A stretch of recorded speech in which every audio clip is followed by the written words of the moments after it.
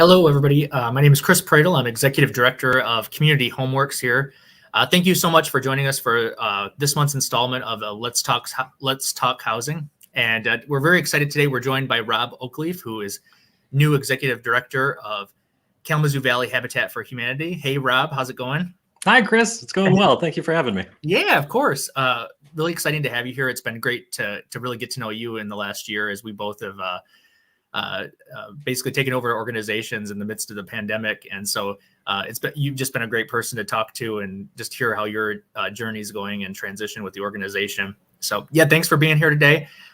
Just to give everyone a little bit of background, why do we do this? Why are we doing these Let's Talk Housing episodes each month? We work with just a large group of partners throughout the organization, both in the housing space, but also just community resources as well. And one of the main features that we offer as an organization is we provide navigation support services. So people call and they might have a question about their home or resources that exist in the community. And quite often they ask a question about something that we don't provide. And so we do our best to try to connect those individuals with resources out in the community. And we figured by creating these episodes, it was a great resource so that we could actually send the caller a link to watch and learn a little bit more, or direct them to these episodes so they can get a real great understanding about the organizations and the leaders of those organizations. And so that's why we do this. We also want to be a great partner in the community and help promote all the awesome things going on. And no doubt Kalamazoo Valley Habitat has been doing that for a very long time here in our community. So Rob, welcome. Obviously you're new to your role, but not new to leadership in Kalamazoo. You got a great history here with Ministry of the Community and more recently at Bronson. And yeah, why don't you, if you don't mind, just tell us about yourself and how you ended up landing as Executive Director of Kalamazoo Valley Habitat. Sure. Yeah, I'm a Kalamazoo native. In fact, I currently live just a few blocks from the house that my dad grew up in. So that's how boring and local I am. And I'm in the same neighborhood that I grew up in. So it's, I'm a lifelong Kalamazoo lover. And I only went away for a few years to teach high school in the Dearborn area, but then ended up coming back here. So my time at Ministry was a remarkable period in my life, and we were able to, I think, achieve a great deal and really made some intense and critical programmatic changes. And of course, the most kind of salient outcome of my tenure there was building the new building, and we had a very successful capital campaign. And then, that was kind of my vision for that organization, or at least for the impact that I could have on that organization. And so I left there and went to Bronson for a few years. I was part of a really cool team, the Healthy Living and Sustainability team. And then I got a call one day asking if I would be interested in throwing my hat in the ring for Habitat for Humanity. And I hadn't really thought seriously about running a small nonprofit again. But as the conversation developed, I realized that there were some great opportunities to rebuild the organization and also to expand on the work that we're doing and making sure that we stay focused on our mission and whatnot. So developed a great relationship with the board. And like you said, you were just a few months ahead of me. And thank you for your comments. And I agree, it's been wonderful talking with you as we both try to navigate our new leadership roles in the midst of this pandemic, which has been fascinating. And I'm coming up on a year now. I think you and I first spoke when I had only been doing it for 2 months. And it's been remarkable, and I've learned an enormous amount because it is a different field, and my expertise, I don't know what my expertise actually is, certainly not in housing. So I've had a lot to learn in the housing arena. And it's been great to work with partner agencies and working with you, working with KNHS, talking with Open Doors. We have our little club, but learning from the greater community and, having housing be such a focus at this period in history. It's been interesting to learn more. Yeah, that's great. Yeah, thanks for the introduction for you. So I guess the next good question would be, what would you say Habitat for Humanity is best known for just as an organization, nationwide, worldwide, but also what is it most specifically known for here in Kalamazoo and what it provides? Sure. I mean, most people think of Jimmy Carter building houses. And that's, one of the strengths of Habitat for Humanity is that we are really well known and well recognized, both locally and around the world. And the mission is to build houses, community, and hope. That's what we do. That's what we focus on. Our model is interesting because it's so volunteer heavy. It really is about bringing whole communities together and bringing people from different communities together to help our families realize the power of home ownership. And it really is all about home ownership, whether it's we're building new buildings, new homes, or repairing homes. It's recognizing that the way wealth is developed in the United States is through home ownership. And there are a lot of people in specific populations who have been denied, systematically, intentionally denied the opportunity to build intergenerational wealth through home ownership. And while some of this language is newer to some of us, as redlining has become exposed and more commonly understood, covenant deeds and the other ways in which particularly communities of color have been segregated from opportunities to get mortgages and things like that. Habitat has always been working to redress that, even though the language has evolved. And so I'm very proud that our affiliate is one of the oldest affiliates in the world. We were, I think, number 17 in the country. The Habitat International started down outside of Atlanta, Georgia. And so in 1983, we were very early on that wagon, and of course it's expanded all over the world. And we have a couple dozen affiliates just here in Michigan, and we have an affiliate support organization. So in Kalamazoo itself, I think once again, very much that reputation is we build houses. I think some of the things that people don't really understand is we don't give houses away for free. We work with families to make sure they're ready to take on the responsibility of a mortgage. But since we hold on to the mortgages, we are able to work with people. We do very, very low interest mortgages. It's like 0.025%. We sell the houses for typically less than it costs for us to build them. One of the reasons we need to raise money to build houses is because both through the time value of money on these mortgages, we lose a lot of the potential value of the house that a housing developer, for-profit housing developer would realize. And we're able to, make sure that we build the mortgage at a price point that our typical families are able to afford. And of course, that gives us the chance when you think about the rental market right now and just how prohibitively expensive it is, you can't get a one-bedroom place for less than $700 or $800 a month right now in the Kalamazoo area. And we're able to write mortgages that are at, $400 or $500 a month for, especially our new builds are so energy efficient that people are paying up to half as much as they would in a conventionally built home to heat and cool and power their home. So we're able to help families realize a lot of savings and still get to build that asset. So as that mortgage gets paid off and that equity gets built, that's an opportunity. Not only does it have a profound impact on people's credit, but it's an asset that you can use in any other way that anybody else uses an asset. You can leverage it for future loans. You can sell it, and hopefully make a profit. You can bequeath it to your family members. But it's incredibly powerful. And I'm sorry, you'll notice during the course of this interview that I'll just talk if you don't stop me from talking, and very often I'll wander very far away from the question. So yeah, in Kalamazoo, people know that we build houses. I don't think they understand that we're fundamentally a human service agency first. We're not a housing developer. There are housing developers. They build, as cheaply as they can to meet code. They're able to make profits using low-income housing tax credits, and that's a fair and decent model for building more affordable housing in our community, and they can do it at scale. Our model is that we are here to serve the people in the family first. The home and home ownership are the tools that we use to have that profound impact on families, of building safe, incredibly environmentally safe, incredibly energy efficient, and forward-looking houses. And one of the things that Habitat does is that we build better than code.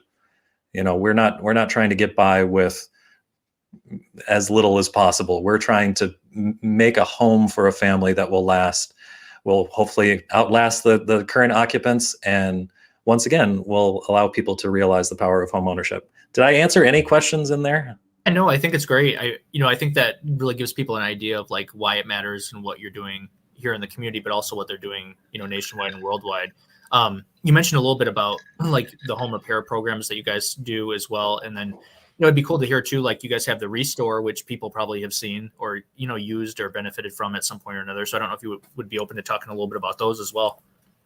Sure. So of course, you and I talk a lot about home repairs and the deep need for it, especially in the city of Kalamazoo and our core neighborhoods where the housing stock is really old. And people face a lot of environmental and health challenges in these aging homes. And the degree to which we can work to make those homes safe and healthy places that people can stay in, it's an investment in those people and those homeowners in those neighborhoods.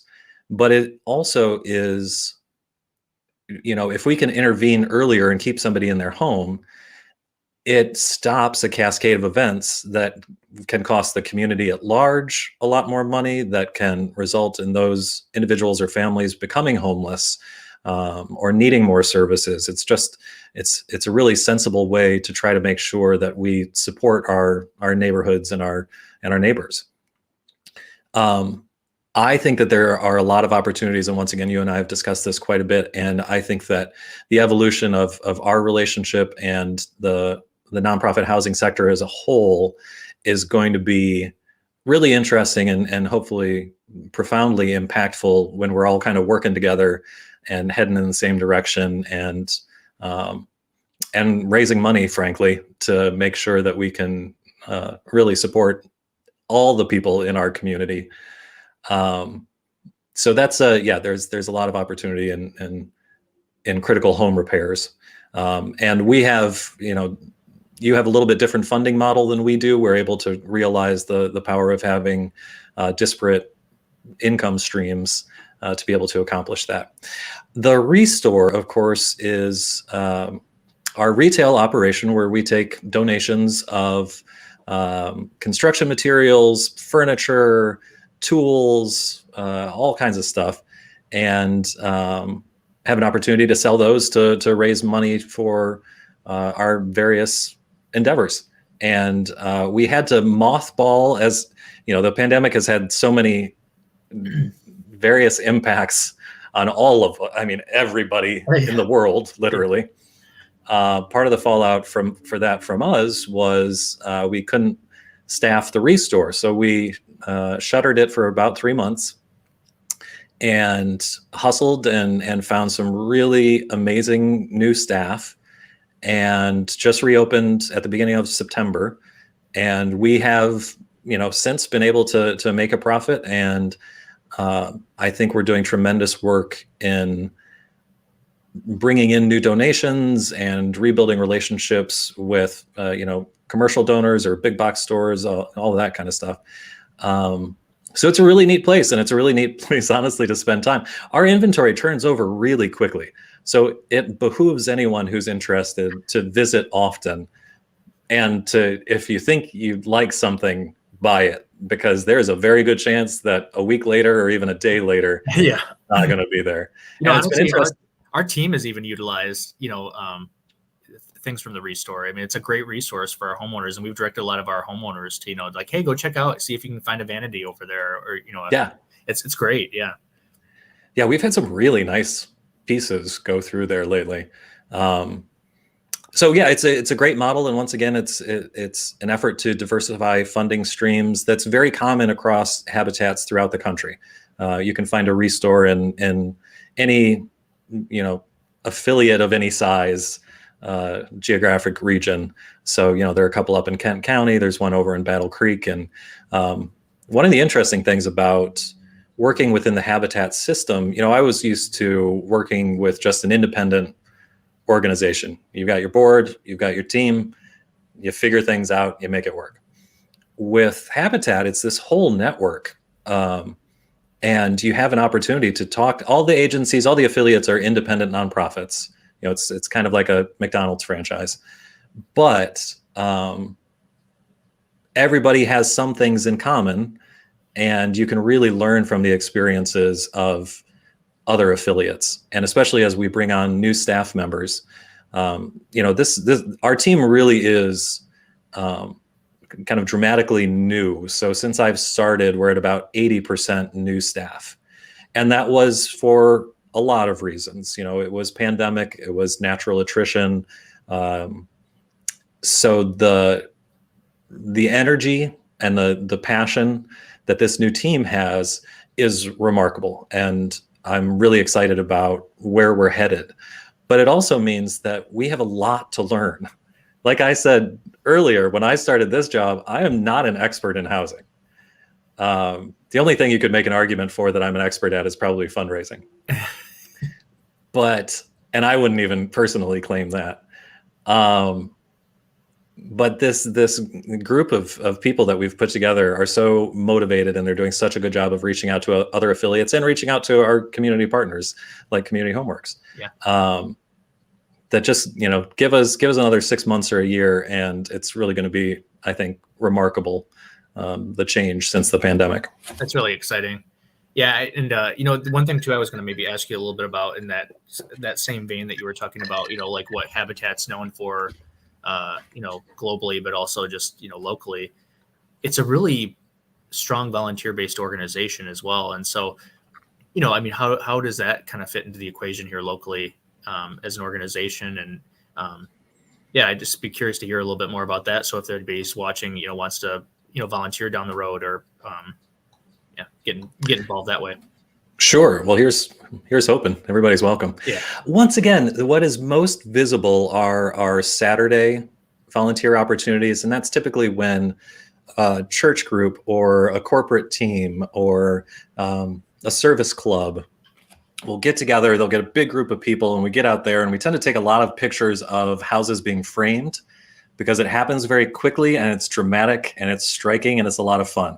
Watching somebody run a bead of caulk all the way down a floorboard or something, or a baseboard or something like that, maybe doesn't make for the best, photo opportunities. But all of those things are necessary. And it's remarkable the relationships that we have with so many institutions to get those Saturday volunteers out there. But there's this core group of volunteers. I was unaware of this. A lot of people who are retired, who come out regularly once a week. During the week, our build days are Tuesday, Wednesday, and Thursday. And there's kind of a Tuesday group, and there's a Wednesday group, and there's a Thursday group, and some people hop in between.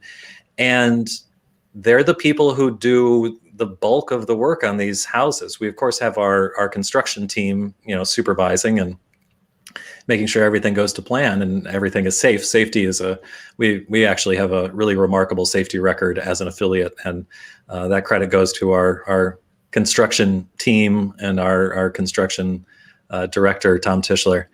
And a lot of it isn't as glamorous as framing or roofing or putting up siding, but it all needs to be done to make these remarkable houses. So a lot of that volunteer work is done by a relatively small army of volunteers. And then with our home repair program, we have volunteers involved in that. And volunteering gives us, there are a lot of advantages both to us and to the volunteers. Of course, we are able to offset some of our labor costs, if we were to go with traditional kind of subcontractors or anything like that.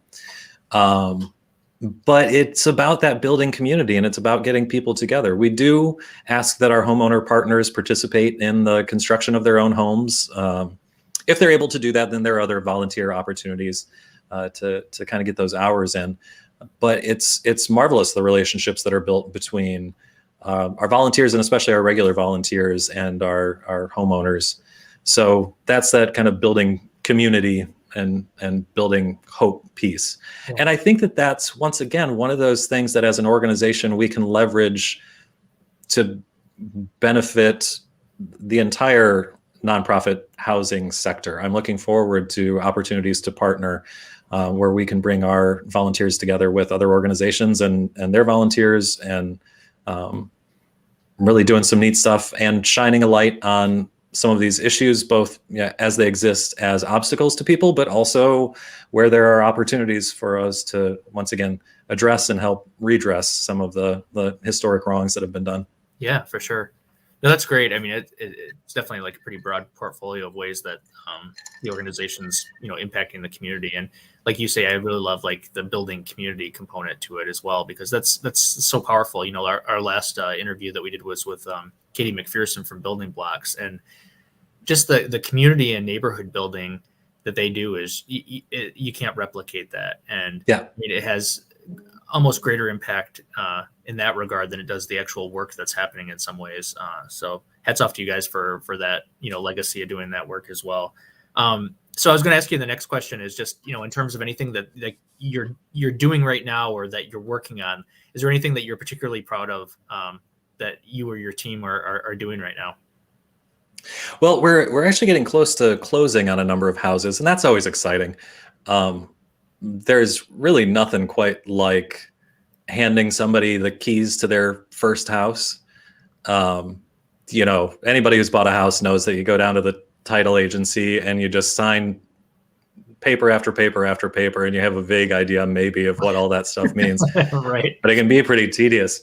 But now I love going down to the title company, because at the end of it, I've got the keys in my pocket and I get to hand them to the new homeowner, and it's just a delightful moment. I mean, there's just, and that's something that's so important to keep in mind in the work that we do, because it's easy to get bogged down in some of the bureaucratic stuff, and in some of the, there are ways in which the work that we do is made more difficult than it needs to be by any source of funding, whether that be foundations or the federal government or local government, or, I know you guys work a lot with the CDBG program. You can lose focus pretty quickly on the fact that when you're working with somebody on their home, if you're doing repairs, this is a person's home. Right. This is one of the most important things in their life. This is where you feel safe. This is where you feel private. This is, where you are out of the elements, hopefully.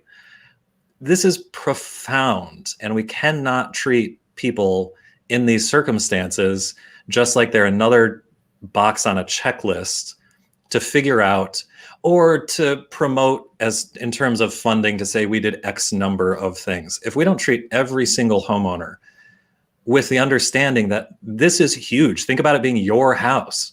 Think about how big of a deal it is when you have a leak in your house, or you have a squirrel in your attic, like I did this spring.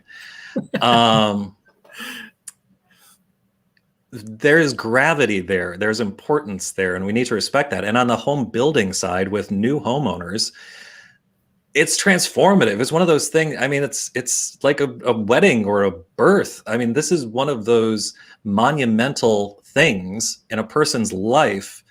And if you're just treating it as a transaction, then you're missing the whole point. You're probably doing it wrong. Right. I can't remember why I started down this rant, but it's something that I feel is really important for people to keep in mind, because nonprofit work, especially if you get to a point of burnout or being a little bit jaded, it can feel transactional, and it can be really difficult to stay engaged. And the cool thing about the work that we're doing is it has the possibility of always being positive, of always being transformative, of setting people up for success in this process. And sometimes that hasn't always been the case. And I think, one part of that is we need to keep the passion alive of saying, like, these are people's lives. Absolutely. Absolutely. And I often compare it to, our work at ministry. We always knew that we were going to be confronting people who are at one of the most difficult points in their lives. There are always going to be, you're always going to be buffeted by just kind of tragedy and turmoil and grief. I hate to say it that way because there's a lot of joy in it too, and there's a lot of success in it too. But that's the nature of the work that organization does. With Habitat, it's interesting to be on the side of we are trying to be, and I think successfully, the launching pad from a cycle of potentially poverty or a cycle of being subject to predatory landlords. All of these things, we want to walk with people the last mile to a safe and healthy home that they can stay in and set them up for success for the life of that mortgage and then beyond that. So there's no reason, why this shouldn't just be really exciting, joyous work. Yeah, absolutely. And it is, and I think that's where we are. I totally forgot your original question. It's all right. I feel like you encapsulate. I was just asking about something that you're particularly proud of, and you kind of answered. Oh, I mean, it's like seeing that satisfaction of knowing that it's like it's a positive thing. It's positive work. It's not the dreary doldrum of things. Like I think that's a great response. I think that's fantastic. I mean, it's a good segue here to the next question, and just in terms of how we're able to adapt to things as well and make the best out of situations that we're in or we face.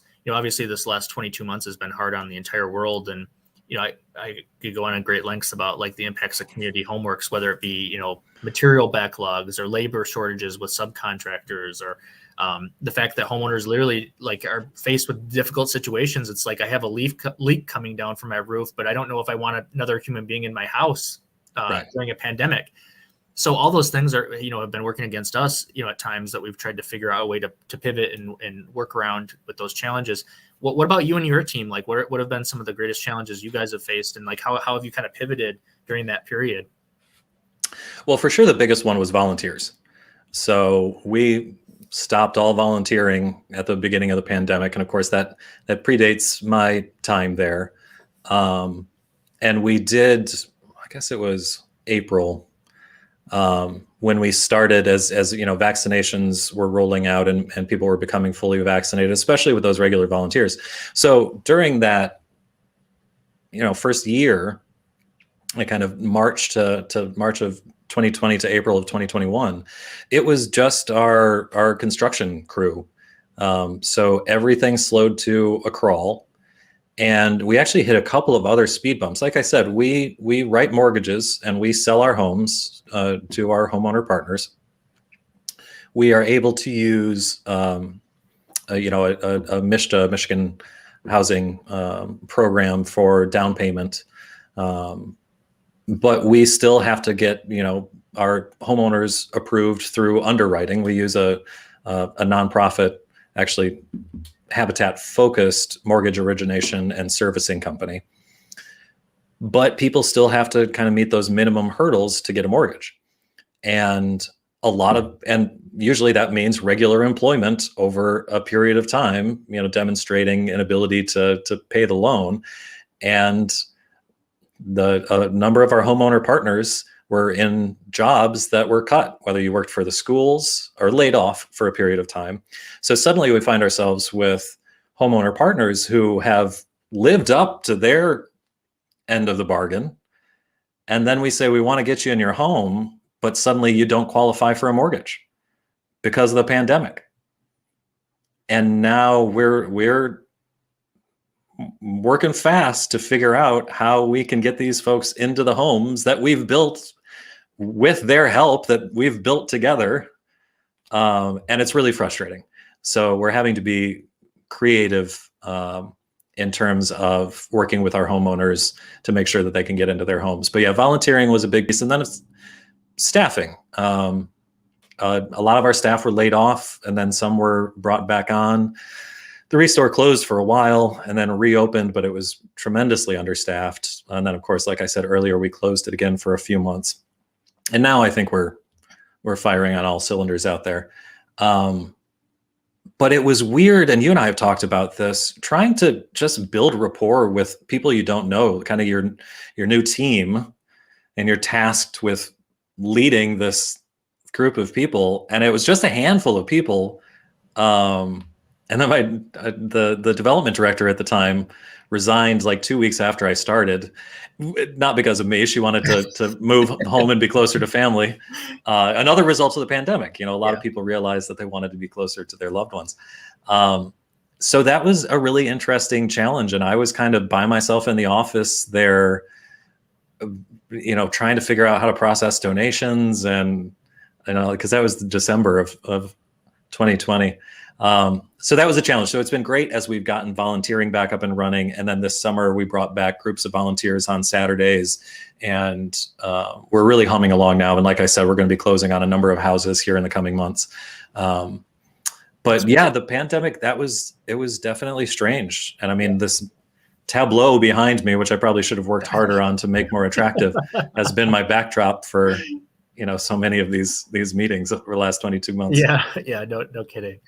Yeah, no, it's great that you guys have been able to pivot and whatnot. And I mean, also mentioning, I mean, just like that your hiring was a big thing during the pandemic as well. I mean, I would imagine for your board and your board leadership, much like ours, trying to manage and mitigate that process, in those early days of the pandemic was probably pretty challenging.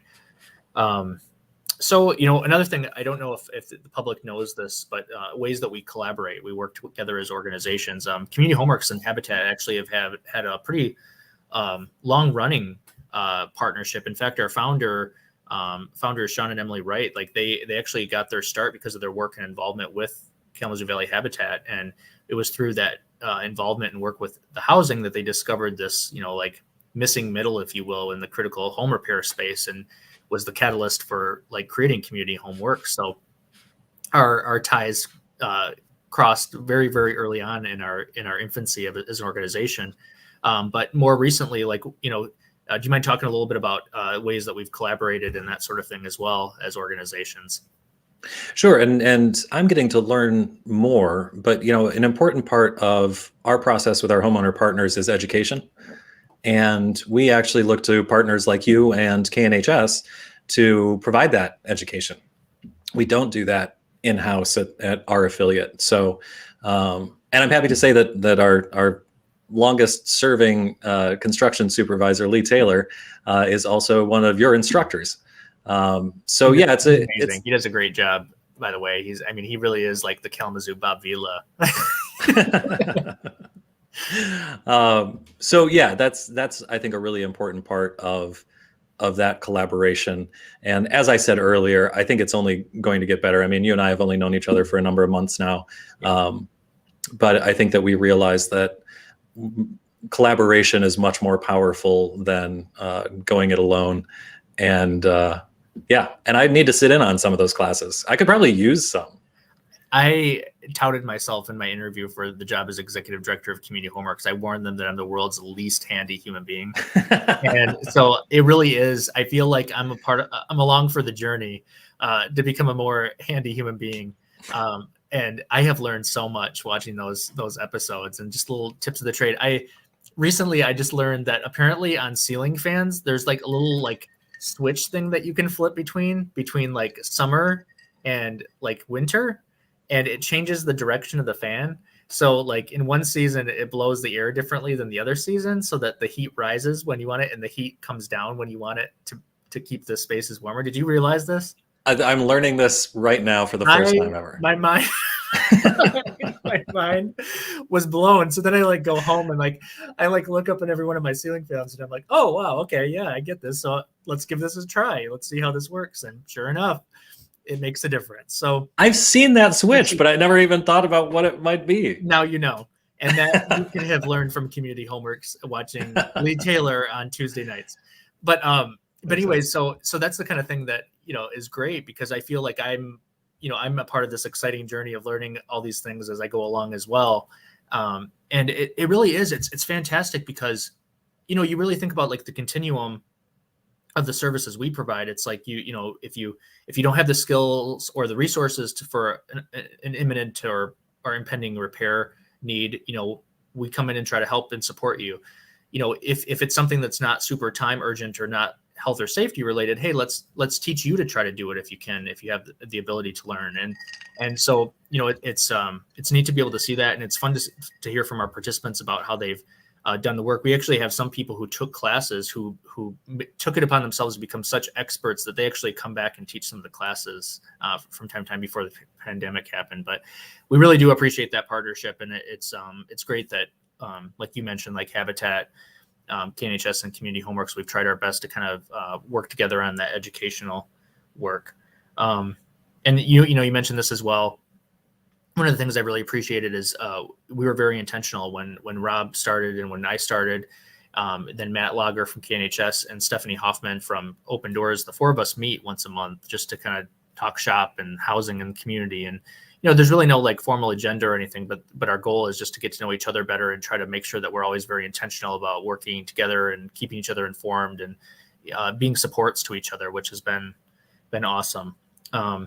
So let's see. Next question I was just going to ask you is, this is just more general about housing. And, I know you mentioned like you don't see yourself as like a housing expert, but really like in the housing continuum, you've been a part of it for a long time because you were with ministry for a long time and worked with, a number of people from the unhoused population. And just, how do you see the current state of housing in our community right now?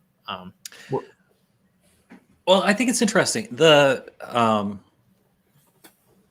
Presently, there's a lot of attention being paid to, what people are calling a crisis of homelessness in our community. And it's certainly something that has been visible and arguably much more visible in recent years. So a lot of the effort is looking at the unhoused population. How do we get folks into safe places to live? And that is an enormous struggle that I commend people, and especially in your role on the city commission, and newly Stephanie's role on the city commission. Yeah. I applaud you for tackling what is an extraordinarily complex and difficult, task of trying to parse some of that. And there are ways in which, we as a society, as such an individualistic society, we really enjoy making assumptions about individuals and blame individuals for their circumstances. And when we talk about a crisis of homelessness, I think it's more obviously a result of kind of late stage capitalism than it is of any failure on any particular individual's part. And it does require a response that is much broader than one city or one county. And I don't know how we do that. Generating more housing obviously helps. Accessible housing, housing first, wraparound services, all of that is important. Where we think about it a little bit more is, what about working families who just cannot access the kind of financial instruments that are required to realize home ownership? It's that, we talk a lot about kind of the 60 to 80% AMI, but I think there's still a greater need even up to 120% AMI. These are families, and oftentimes we've got several generations that are living in one household, and the household income might fall into one bracket where the reality of their life and their myriad expenses add up to something else.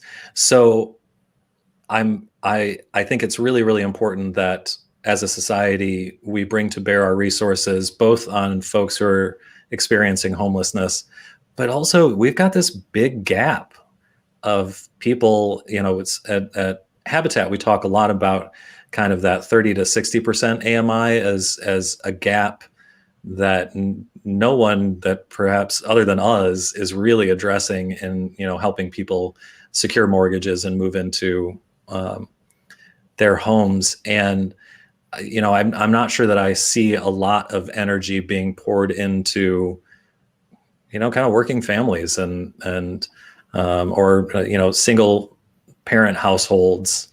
that are in really precarious positions. And once again, there could be a relatively modest investment in helping and working with that family, partnering with that family to go in one direction of security, or by keeping people in this really precarious position by a function of our society.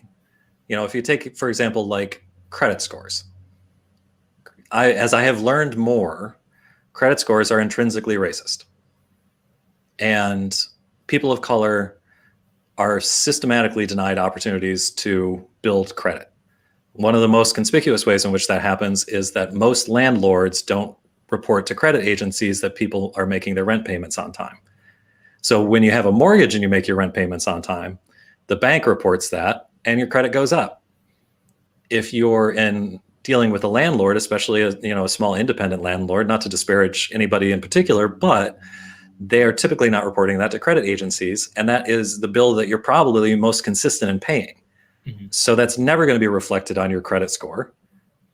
And your credit score, of course, as we know in this country, is essentially your ability to access or inability to access really kind of American life, whether that be auto loans, home loans, it's even getting into a rental situation, Mm-hmm. because so many landlords check credit even though they don't report to the credit agency. Right. So there are these kind of systematic challenges that come from without. It's almost by design, to have a society where people can accumulate unlimited wealth requires a zero-sum situation where some people are by design denied opportunities. Once again, I'm sorry, I hate to get on a pedagogical. No, I mean, it definitely, what you're talking about, it definitely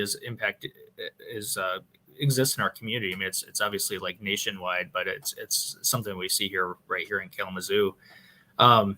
So just kind of next question, as we kind of wrap up the more serious questions or whatnot, if people want to access your services or get involved as a volunteer, however, what's the best way that people who are watching can get in touch with your team for help or to learn more about what you guys do?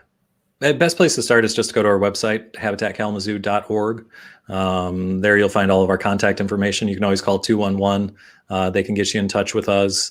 We're on Facebook and Instagram. We post volunteer opportunities and other things.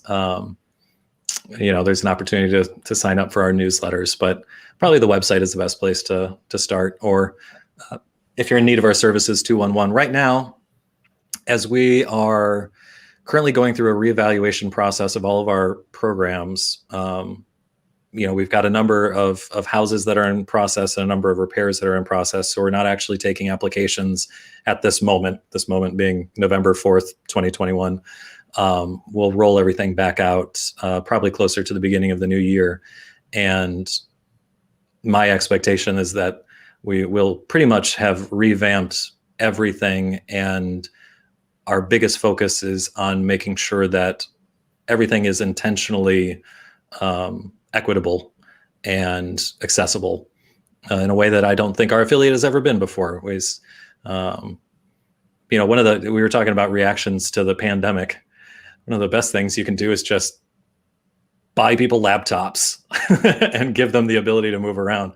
Because I walked into an office that was just full of desktops, and people were kind of stuck there. But in the same way, our method for taking applications for home repair and homeowner partners is a bit antiquated. And so we're trying to bring that up. And we're kind of rebuilding the bike while we're riding it right now. Yeah. But I know that we're going to come out of this stronger and more equitable and more flexible. Yeah, for so sure. That's what I would recommend.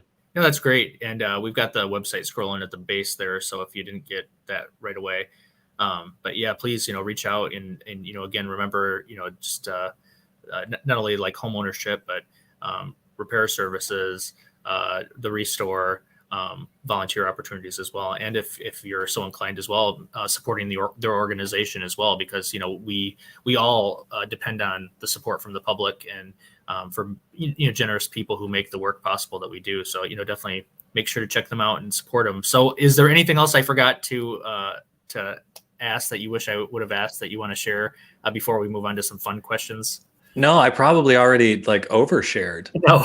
So I apologize for that. No, you do a great job. You did a great job of outlining everything. I feel like it was really good background about everything. So yeah, thanks for answering all those.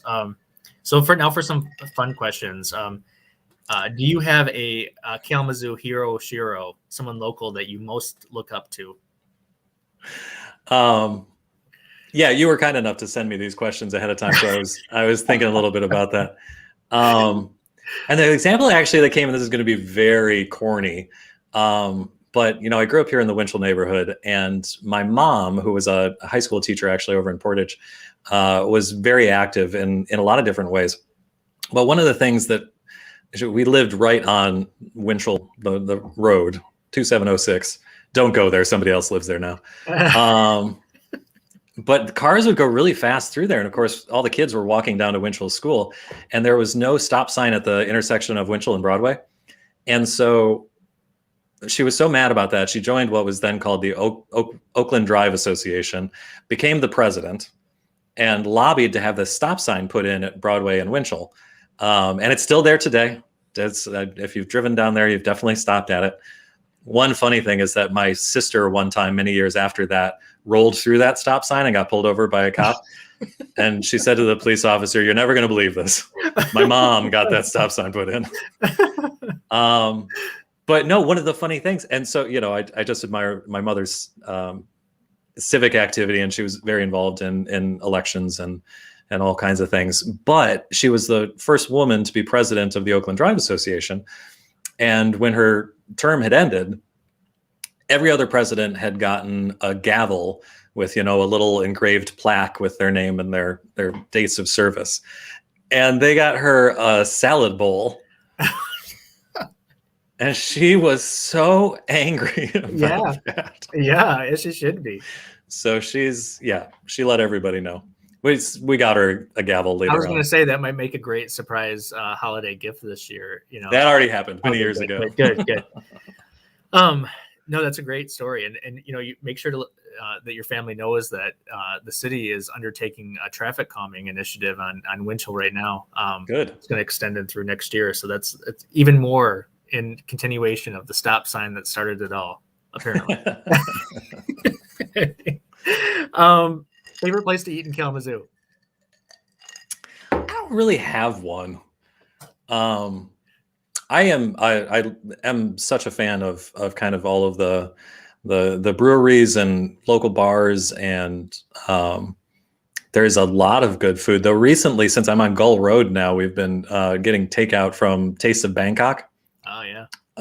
I've enjoyed that a lot, but I don't have one special place. I live pretty close to Sewalls. Their restaurant is reopening here pretty soon. They've always had pretty good food. But I've always been a little bit more of a beer drinker than a food connoisseur. Very nice. Good enough. If you had a day off in Kalamazoo, how would you spend your time? I do have days off on occasion. Once in a while, they let you out. Yeah, no. We one of our favorite things. My husband and I will actually walk. It's only about 2.5 miles from our house to walk down Oakland Drive to downtown, and just do that on a Saturday. And once again, wander around and eat and drink at different places, and then either walk back or catch an Uber home. But in fair weather, that's a pretty nice thing to do. That's awesome. Yeah, it is a lot of fun. Would you consider yourself an introvert or an extrovert? I am really right in the middle. Most people think that I'm an extrovert because I am energetic in the way I engage other people. Most of that is just out of sheer terror and social anxiety. But I really do. I spend a lot of time by myself, and I find that very restorative. So I feel like more and more that is becoming a very common answer that people give. It makes you wonder if, like, before people were just being disingenuous about, like, yeah, I think I'm an introvert, or yeah, I think I'm an extrovert. It's like it doesn't have to be completely black or white. I've noticed more and more people are responding that way. Yeah, it's a false dichotomy. Yeah. I mean, there's I guess a scale, Yeah. for everyone. Leadership philosophy. I mean, obviously you're new to your organization now, but you're not new to leadership roles. So I mean, what's kind of like your thing that most people know about? I usually describe my leadership philosophy as shouting down the hallway in a nice way. I never shout at people. Well, I shout at them, but not, at them. No, I'm a big believer in of really spending a lot of time trying to make sure that people are kind of in the right role, in the right place in their career. I like to think that I've had some success helping people in their careers, kind of find their direction or their passion or their interest. And then just being very present. I really don't put much stock. I've read leadership books from corporate CEOs and stuff like that. Okay, honestly, I haven't read them very carefully. First of all, they're not particularly well written. But this notion of, we've all got to lead like these Fortune 500 companies, and somehow creating a competition in the workplace, whereas like the leader, it's like the misunderstanding of the notion of evolution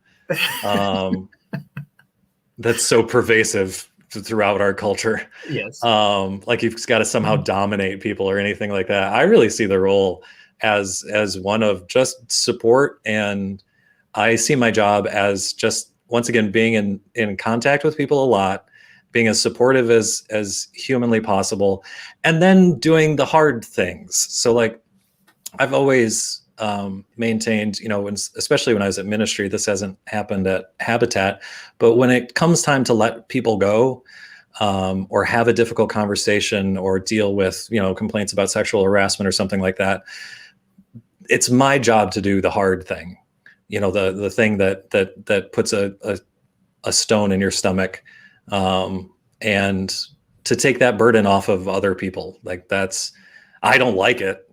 It still sucks.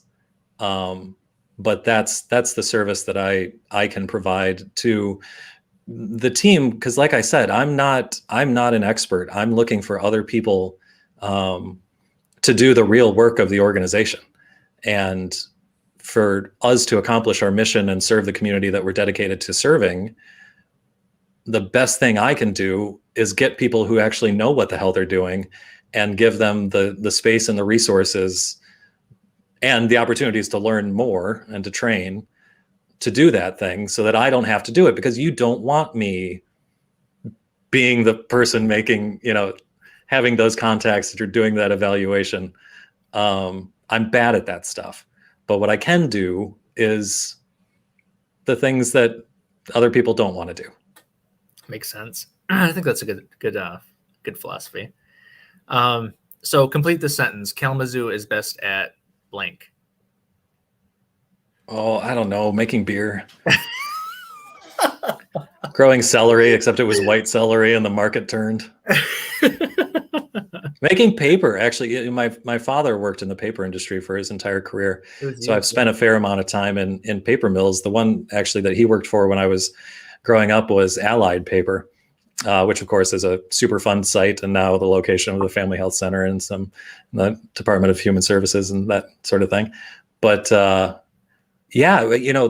Kalamazoo is pretty remarkable given its size and its geographic location, that it has generated so much industry and particularly so much wealth.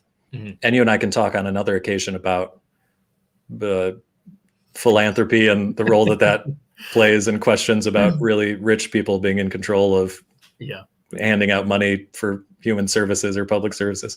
But it still is remarkable that it's been such a little, for its size, having so much academic, power between Western and K College and KVCC,